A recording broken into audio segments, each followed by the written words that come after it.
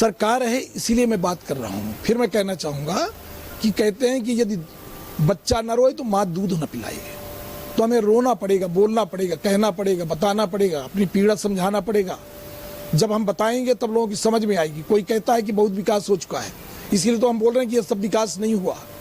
नहीं हुआ, यदि हुआ है तो वो बता दें, और यदि नहीं हुआ तो उसको करने की जिम्मेदारी भी इनकी बनती है। और करने की जिम्मेदारी के साथ साथ जब मध्य प्रदेश का विलय, जब विंध्य प्रदेश का विलय मध्य प्रदेश में हुआ था तो यही मान के किया गया था कि बड़े राज्य बनेंगे तो इसका विकास होगा। अब बड़े राज्यों की कंसेप्ट खत्म हो चुकी है। अटल जी बिहारी वाजपेयी जी आए तो बोले कि छोटे राज्य बनेंगे तब विकास होगा।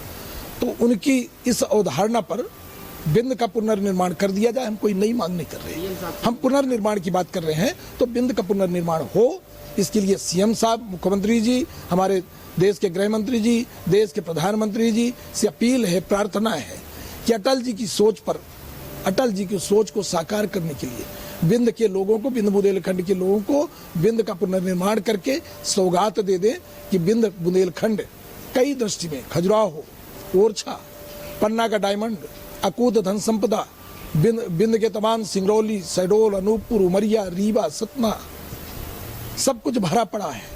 तो विंध्य बुंदेलखंड को एक साथ इसका फिर से पुनर्निर्माण करें, इसका पूरा संपूर्ण विकास हो सके।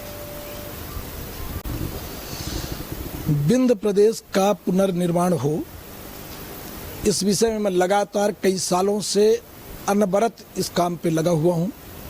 अटल जी के सपनों पर आधारित विंध्य बुंदेलखंड का मैं फिर आपके चैनल के माध्यम से कहूँगा कि कहीं न कहीं उपेक्षित जैसे है विंध्य बुंदेलखंड। वहाँ का एक एक आदमी विकास की राह देखता आ रहा है, पर किसी भी तरह इन दोनों क्षेत्रों में विकास नहीं हुआ। हम बच्चों को यदि पढ़ाई के लिए भेजेंगे तो इंदौर भेजेंगे, हमारे यहाँ पढ़ाई की व्यवस्था नहीं है। हम दवाई के लिए भेजेंगे तो नागपुर भेजेंगे, दवाई की व्यवस्था नहीं।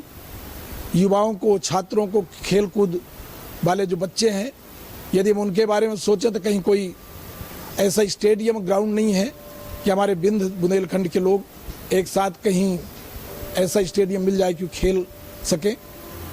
इसके बाद रोड की दृष्टि में देखें तो खजुराहो से सतना, सतना से रीवा, रीवा से सीधी, सीधी से सिंगरौली, चारों तरफ देख लें, कहीं सड़कों की व्यवस्थाएं नहीं है।